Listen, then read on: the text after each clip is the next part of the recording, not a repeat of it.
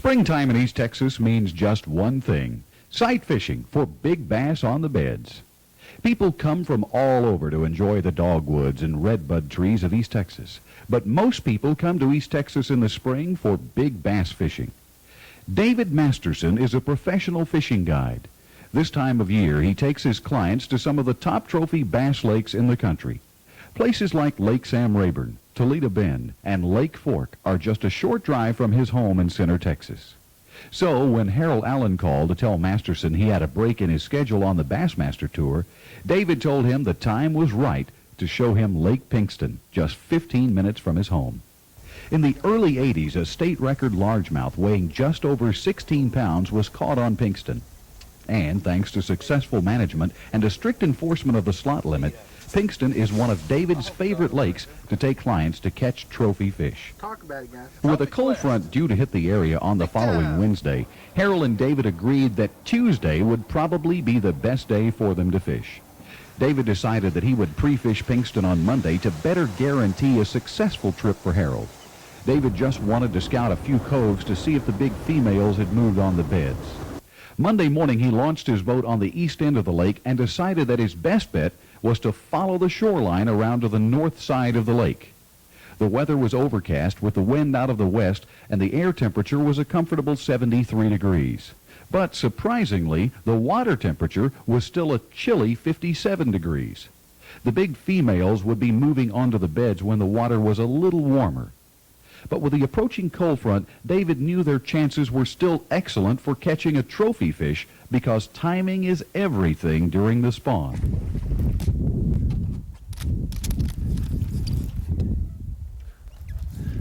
And what I'm trying to do too is watch to see if I see the female come up.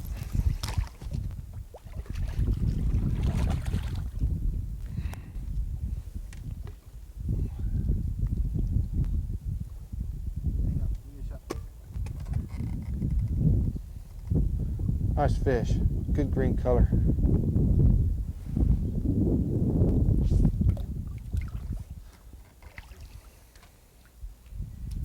About 10 in the morning, David hadn't seen many pairs. He thought his best bet would be to target a cove on the north bank that always had good bedding areas. Something told David that the bigger females would be staging in a little deeper water. Apparently, they weren't ready to move up just yet. The water temperature in the shallows has to be just right for the females to spawn, and lots of times the females will hang in this deeper water close to stumps and blowdowns. This keeps them close to the beds as possible, and they still have access to the deeper water. The males leave the shallows and try to entice the females to follow them back to the nest. But the females are reluctant because the water is just not right. Here she comes.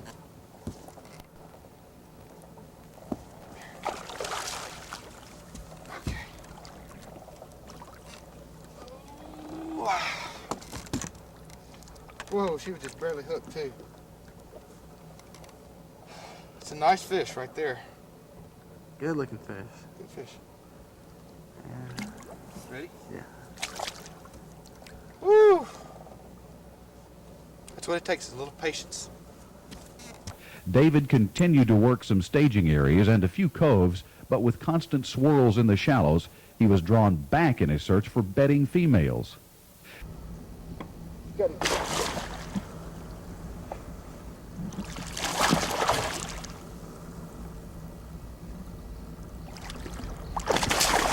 Well, that's a good shot.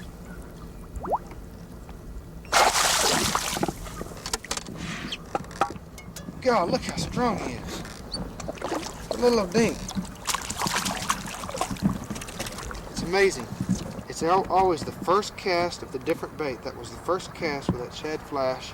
And that little old male came up. We spooked the female a while back.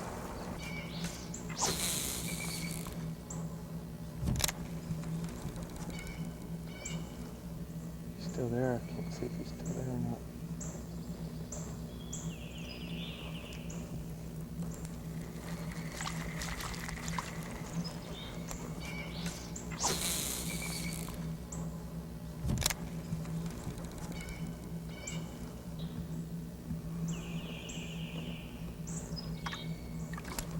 Got him.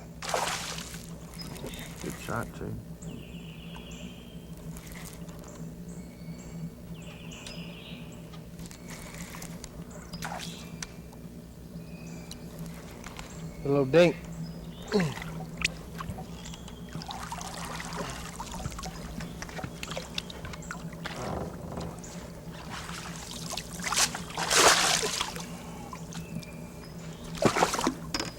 Bigger than I thought he would. That afternoon, David kept working the shallows and continued to catch fish, and it seemed as though the males were getting bigger. This told him that this might be a good place to check out tomorrow. He noticed that there weren't as many pairs on the beds, but with these size males, they had to come back. David decided to move over to the south side of the lake and check for pairs near Community Hole. He fished for about an hour or two and then continued to see some good action in the shallows, even on this side of the lake.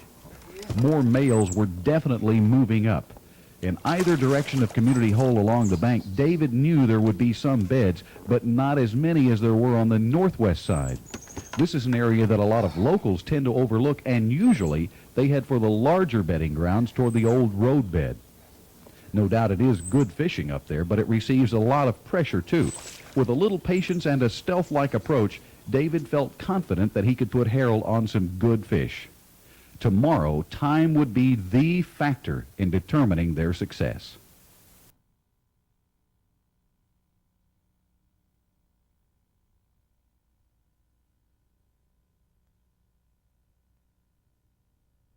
There's a lot of fish out there. Harold and David started their day early cruising the shallows. They wanted to get a feel for the beds before they went for bigger quarry. They pitched a lot of different baits, and everything they threw seemed to work. Harold had his best luck with a Riverside Pumpkin Blue Big Claw. It was an excellent bait because he was catching 2-to-1 over David. Where'd she go? She did a little spin around. There she is. Got her. All right. All right.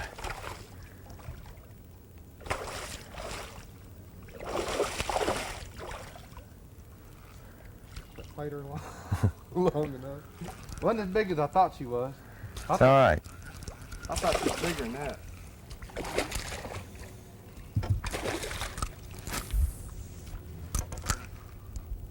A 3-pound fish?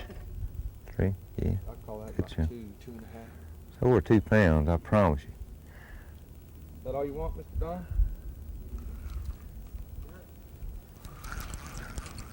That. Call the mama. Little lady, come here, little lady.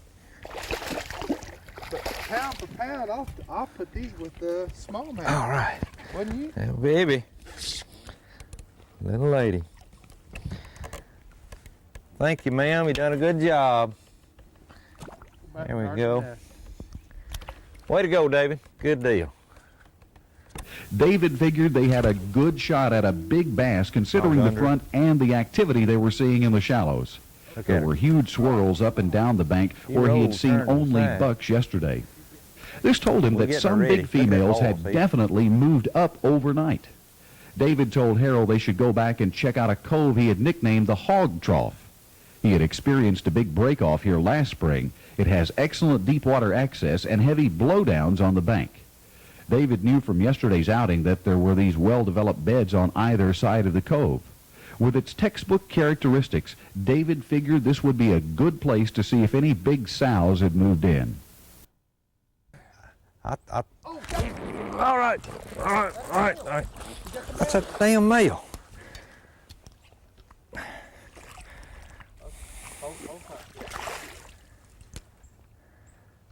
He come off.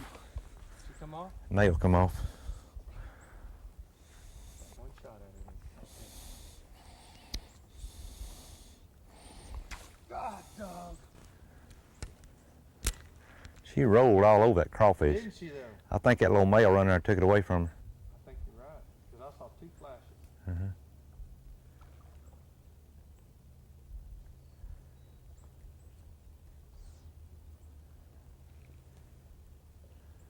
I don't see her now.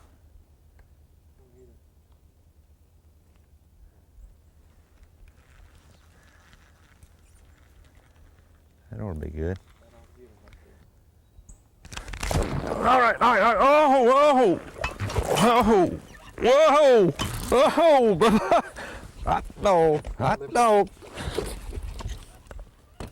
Whoa! Whoa! Whoa! Come back! Come out of there, baby. Woo! On 5.5 foot rod, David. On 5.5 foot rod. Whoa. Turn loose line. Turn loose line. Oh! Yeah, she's 4 pounds. Yeah, baby. Hot dog. Woohoo! What's your weight, Dave? I bet you go 7.5, 8. Damn. That fish is over 8. That fish, David. I tell you what now, that boy caught that 10.5 on Rayburn. That 10.5 wasn't that long. We worked on her, didn't we? Yeah, buddy.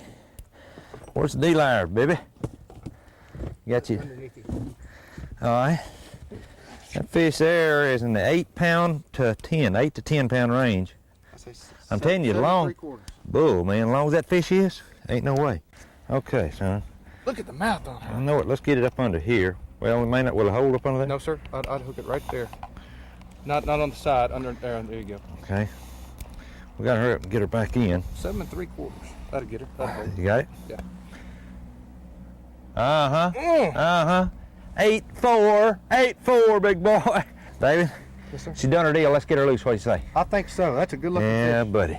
All right. And when that fish in the water, I thought that fish would go 4 or 5 pounds, but I guess because of the water depth there, There she goes, Dave. There she goes, bud. Look at her. Look at her. right back to the I mean, right back to the nest. All right. Do your thing, baby. Riverside Big Claw. Hot dog. Woo. Way to go, man. The bucket mouth. Uh-huh. Find us another one. Let's do it, baby. Let's do it. Oh, yeah. That's...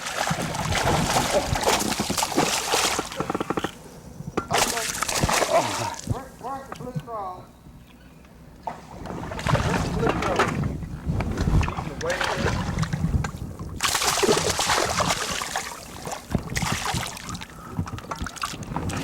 All right. Let's go. All right. All right. Little 3-inch Riverside Big Claw, David. Okay. Where are they at? And I'll grab me one. Oh, and my crawfish there. Beautiful little fish. I mean, to tell you. All right. I see one more over here that's a candidate. We can get this thing on top of her. She might eat it too. You got it in place. One of them moved from it, I Yeah. All right, good fish. Whoa, whoa. Oh, yo. Ah. About a 4 to 5 pound fish, wasn't it? Yeah, that's a good fish. On my buggy whip. I just never got enough hook in her, David. Oh, here's the reason why. Plastic rolled over, but laying against it instead of coming out this way. Whoa! After Harold lost that last good fish, the wind picked up from the north and the front moved through. As they headed toward the north end of the lake, David saw a buddy of his who comes up from Houston each year for the spawn. Why'd you catch that thing on? I'm on a crawl worm with fire claws, painters or something like that. Was you watching her when she hit it? Yeah. Oh, my Oh, she was on the bed? Yeah. Oh, yeah. Oh, man. He caught the male too, Caught them both. Was it down by the rope bed? close to it. Okay. You know where the little, there, buddy. aluminum boat is down there, the camouflage boat? Yeah. Right past it. Oh, good. I caught a 6.5 in there this morning. Well, you know, we got a 13 3/4 last week, and we got a 10 and a 9. I tell you what do you think, H?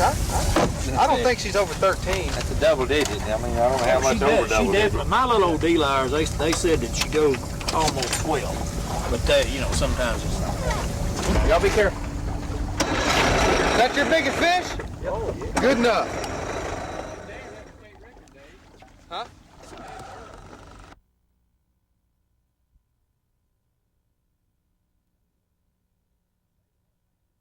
David, what makes this whole lake such a good lake? I mean, is it the limit, the cover, the quality of the water? What is it so good? Well, I think one thing, the fact that we got a 14, 18-inch slot, 3 fish.